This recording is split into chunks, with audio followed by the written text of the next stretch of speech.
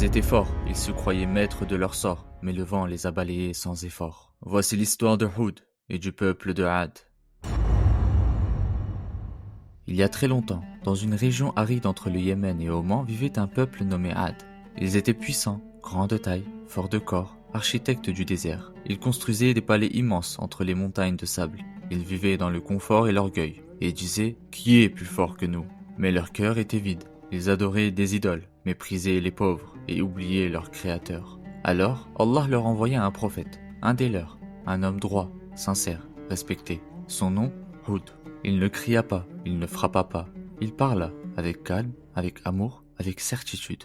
Ô mon peuple, adorez Allah seul, revenez à lui. C'est lui qui vous a tout donné, et lui peut tout reprendre. Mais le peuple de Had n'aimait pas qu'on leur parle d'humilité. Ils rirent.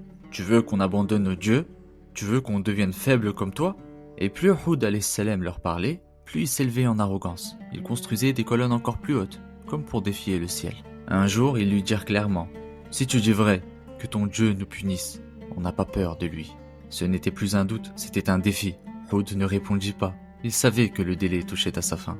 Alors il partit avec ceux qui avaient cru. Ils quittèrent la cité, laissant derrière eux un peuple sûr de lui et sourd à l'évidence. Peu de temps après, le ciel changea. Une masse sombre apparut à l'horizon, épaisse, silencieuse. Les gens de Had sortirent de leur maison. Ils levèrent les bras. « Voilà la pluie !» Mais ce n'était pas de la pluie. C'était un vent froid, sec, incontrôlable. Un vent envoyé par Allah.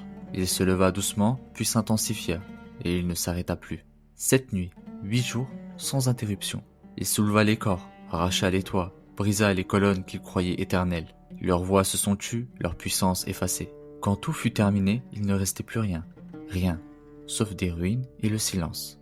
Le peuple de Had avait été détruit, et Houd, lui, était sain et sauf, car il avait cru et patienté. Ce jour-là, ce n'est pas Houd qui a répondu à leur défi, c'est le vent. Et le vent ne répond qu'à un créateur, et c'est Allah.